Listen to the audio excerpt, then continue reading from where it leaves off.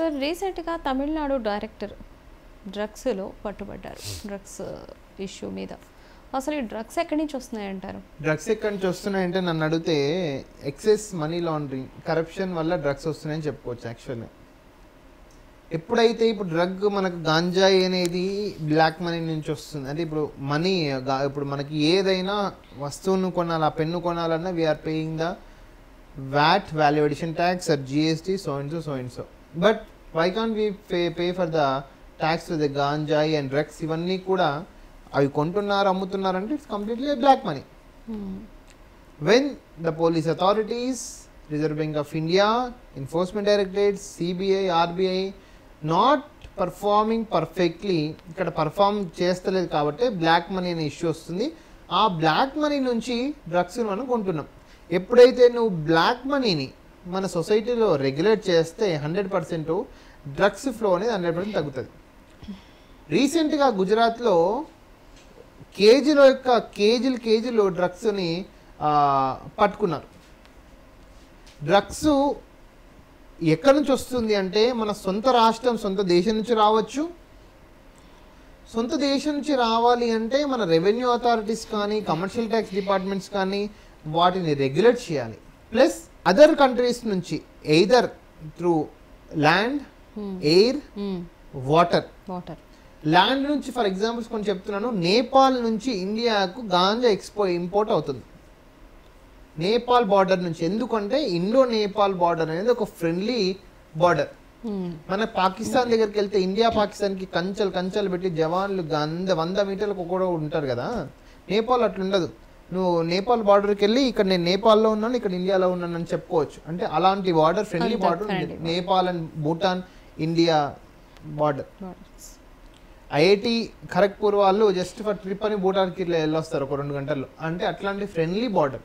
తో వీసాస్ ఉన్నా లేకున్నా ఫ్రెండ్లీ బార్డర్ అనేది ఉంటుంది. సో ఆ ఫ్రెండ్లీ బార్డర్ని కొంతమంది నేపాలీస్, కొంతమంది ఇండియన్ వాళ్ళు కూడా అడ్వాంటేజ్ తీసుకొని ఆ గాంజాని లో కాస్ట్గా ఇంపోర్ట్ చేసుకొని ఇక్కడ హై కాస్ట్కి అమ్ముతున్న రోజులు. అరకు లోయలో శ్రీకాకుళం నుంచి త్రూ విజయవాడ, ఖమ్మం, పాల్వంచలో అయితే రోజుకు 10 కేసులు. పాల్వంచ పోలీస్ స్టేషన్, ఖమ్మం ఈ హ్యాండ్ ఓవర్లో. టువర్డ్స్ బాంబేకు గాంజా ఎక్స్పోర్ట్. అంటే కొన్ని రూరల్ ఏరియాస్లో గాంజాను అడవుల్లో పండించి దాన్ని మనకు కమర్షియల్ ఎక్స్పోర్టింగ్కి యూజ్ చేస్తున్నారు. Coming to land over, water నుంచి ఎలా అంటే పాకిస్తాన్, డిఫరెంట్ కంట్రీస్ నుంచి ఎక్స్పోర్ట్ అండ్ ఇంపోర్ట్ బిజినెస్. గుజరాత్లో మొన్న 100 క్వింటాల డ్రగ్స్ అనేది పట్టుబడిండ్రు, వాటిని అరెస్ట్ చేసిండ్రు. బట్ అదే డ్రగ్స్ మళ్ళీ మనకు కేరళలో, తమిళనాడులో ఎక్స్పోర్ట్ అంటే ట్రావెల్ అవుతుంది. తమిళనాడుకు, కేరళకి కూడా అంటే గుజరాత్ నుంచి అని కాదు, Malaysia, Singapore, Thailand, Pattaya cities నుంచి కూడా డ్రగ్స్ వస్తుంది. ఈ డ్రగ్స్ని ఏ విధంగా, ఇది వాటర్ నుంచి, అంటే సర్వేలెన్స్ లేకపోవడం వల్ల, నావీ సిస్టమ్, ఇవన్నీ త్రూ ఎయిర్ అంటే కొంచెం ఇంపాసిబుల్. ఎందుకంటే ఎయిర్లో డ్రగ్స్ ఏది పట్టుబడినా మనకు ఎక్స్పోర్ట్ అండ్ ఇంపోర్ట్ అథారిటీస్ ఎయిర్పోర్ట్లో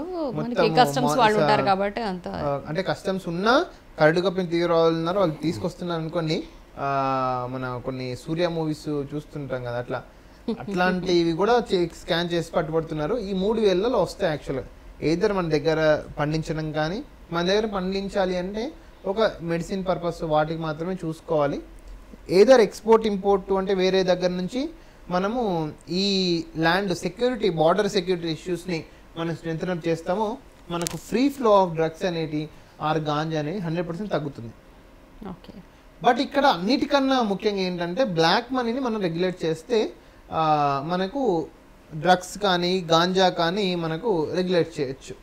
వాటి ఎఫెక్ట్స్ని సినిమా ఇండస్ట్రీలో తగ్గించవచ్చు, ప్లస్ చిల్డ్రన్స్లో కూడా తగ్గించవచ్చు. మనం చూసిన రీసెంట్గా ఉప్పల్లో గాంజా చాక్లెట్స్ అని చిన్నపిల్లలకు అలవాటు చేస్తున్నారు. సో అవి చాలా పెద్ద ఇష్యూ అయింది, పెద్ద కేసు అయింది.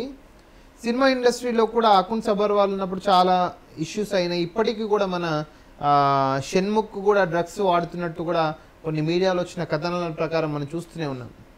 దాంతోపాటు సినిమా ఇండస్ట్రీలో డబ్బు ఉంది, సుఖం ఉంది కాబట్టి డ్రగ్స్కి అలవాటు పడి చాలామంది బాన్స్ అవుతున్నారు. నాట్ ఓన్లీ సినిమా ఇండస్ట్రీలో మళ్ళీ వాళ్ళకి ఎంకరేజ్ చేసేది మళ్ళీ పొలిటికల్ ఇండస్ట్రీ నుంచి వచ్చింది. అంటే ఇక్కడ ఏంటి, ఈ సినిమా ఇండస్ట్రీ, సినిమాటోగ్రఫీ, పొలిటికల్లో కొంతమంది దగ్గర బ్లాక్ మనీ ఉంది కాబట్టి దాన్ని దీనికి ఉపయోగిస్తున్నారని మన యొక్క ఒపీనియన్. ఓకే.